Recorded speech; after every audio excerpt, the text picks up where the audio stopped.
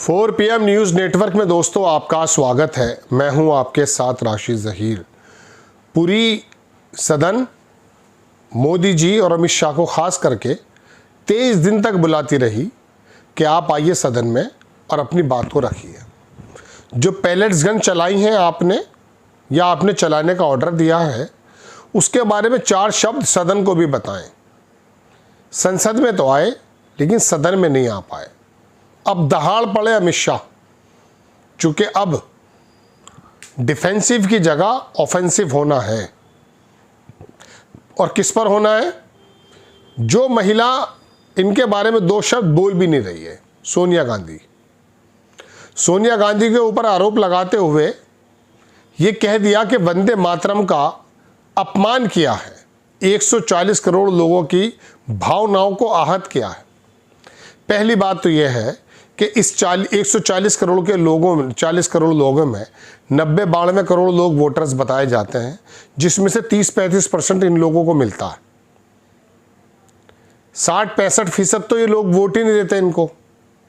लेकिन बताया जा रहा है कि 140 करोड़ लोगों की भावनाओं को आहत कर दिया गया है।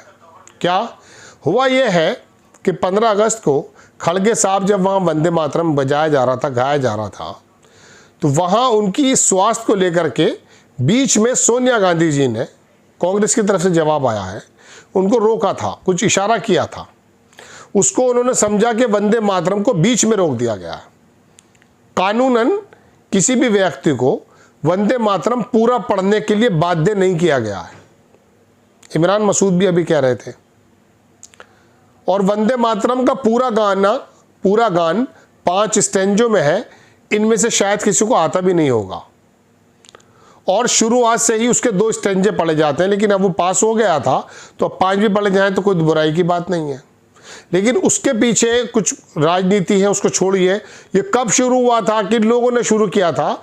भारतीय जनता पार्टी के नेता अमित शाह जो कह रहे हैं ना, 140 करोड़ लोग अपने अपने 10-12-15 करोड़ कार्यकर्ताओं से अगर पूछेंगे कि ये कहाँ से आया था, कौन सा समुदाय इस वंदे मातरम को गाया करता था, तो शायद जवाब नहीं दे पाएंगे।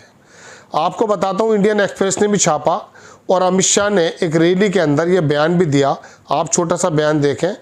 अमित शाह ने इसको ट्वीट किया कि स्वतंत्रता दिवस पर कांग्रेस मुख्यालय में वंदे मातरम के गायन के बीच में रोकने को कहकर सोनिया गांधी ने वंदे मातरम का अपमान करने का जो पाप किया है, उसके लिए जनता उन्हें कभी माफ़ नहीं करेगी।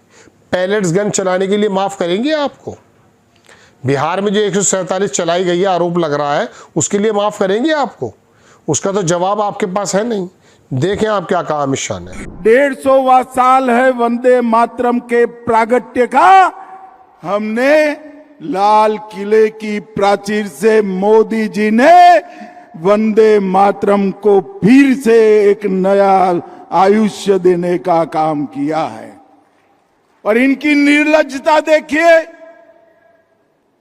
कांग्रेस पार्टी के मुख्यालय पर वंदे मातरम का गान हो रहा था। चालू गान में कांग्रेस की नेत्री सोनिया जी ने कांग्रेस अध्यक्ष को गान रोकने का कहा। हम सब टीवी पर देखते रह गए। 80 साल के बाद बंकिम बाबू का ये अमर मंत्र, अमर गान जब फिर से सम्मान प्राप्त कर रहा है, वो भी सोनिया जी को राज नहीं आता है। सोनिया जी, 140 करोड़ की जनता आपको देख रही है। आपके द्वारा किया गया ये पाप इस देश की जनता कभी माफ नहीं करेगी, कभी माफ नहीं करेगी।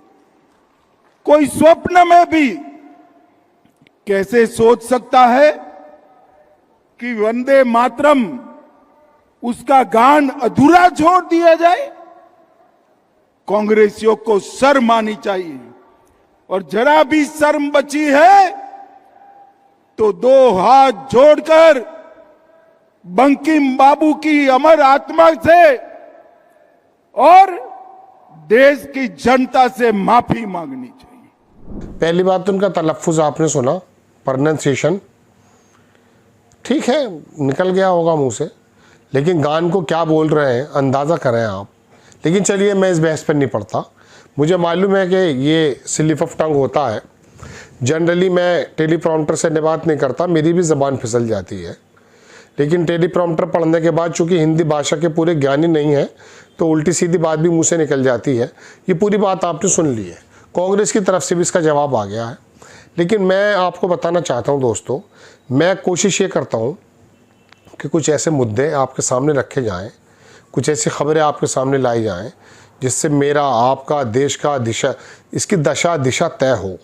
लेकिन रोज़ाना आप यकीन मानिएगा इस तरह की बकवास मुद्दे देश के अंदर चर्चा का विषय बन जाते हैं कि मजबूरन मुझे आपके सामने वही दोहराने पड़ते हैं। मेरा मन नहीं करता है, लेकिन बहरहाल अब बात यह है कि सोनिया गांधी के ऊपर आरोप प्रत्यारोप लगाए जाना है। उस महिला के बारे में मैं आपको बताऊं दोस्तों, जब कोई भारतीय जनता पार्टी का या विपक्ष का यानी कि सत्ता पक्ष का कोई बंदा जब कोई बात करता है ना, तो मुझे ये लगता है कि एक महिला जिसने अपने पति को टुकड़ों में तब्दील होते हुए देखा, अपनी माँ जैसी सास को गोलियों में और खून की बौछारों में जो है बाकायदा उनको नहलाते हुए देखा, या मैं कह सकता हूँ सराबोर देखा। मैं सुन रहा था कांग्रेस के नेता थे कि जब इंदिरा गांधी जी के गोली लगी, मारी गई, तो वहाँ सबसे पहले अस्पताल में जो एम्बेसडर में लेके पहुँची थी वो सोनिया गांधी थी। उस महिला पर आप इस प्रकार के आरोप प्रत्यारोप करते हैं, पता नहीं ज़मीर कैसे गवारा करता है, हैरत की बात है।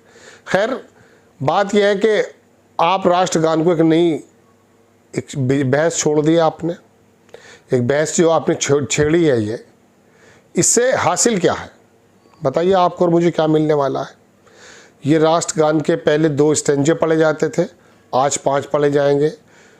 पास हो गया कानून, लेकिन इसे किसी की पर्सनैलिटी को धूमिल करते हुए आप जो रोज़ाना नए नए तरह के, मैं कह सकता हूँ कि परपंच तैयार करते हैं, उससे हासिल क्या है। 23 दिन तो बोलने की हिम्मत हुई नहीं है सदन में आकर कि जैन जी पर किस प्रकार से डंडे मारे गए, लड़कियों के कहाँ कहाँ बदतमीज़ी की गई है, बच्चों को किस तरह से गोलियां मारी गई हैं पैलेट्स गन्स की, इसके बारे में तो हिम्मत हुई नहीं थी। लेकिन अब आके ये बात बताने शुरू कर दिया कि देखिए राष्ट्रगान का ये मामला हुआ है। इंडियन एक्सप्रेस की पूरी रिपोर्ट है, मैं पढ़कर सुना सकता हूँ, लेकिन समय की बर्बादी है। बस इतना बताना चाहता हूँ कि इनके पास जो पार्लियामेंट्री बिजनेस होना चाहिए था, जब इनका मौका था तब तो ये बोलने आए नहीं, और अब आकर के यहाँ पर सोनिया गांधी पर, कांग्रेस पर इस प्रकार के आरोप प्रत्यारोप करके तमाम की तमाम बातों को दिशाहीन कर देना चाहते हैं। देश में क्या चल रहा है, रोज़ाना के नया शगुफा देखने को मिलता है। हालात क्या हैं, स्कूलों के हालात क्या हैं, कांग्रेस जनता पार्टी वाले रोज़ाना बता रहे हैं, उसके बारे में कुछ बात कर लो, लेकिन नहीं, शोषा छोड़ना है। जय हिंद।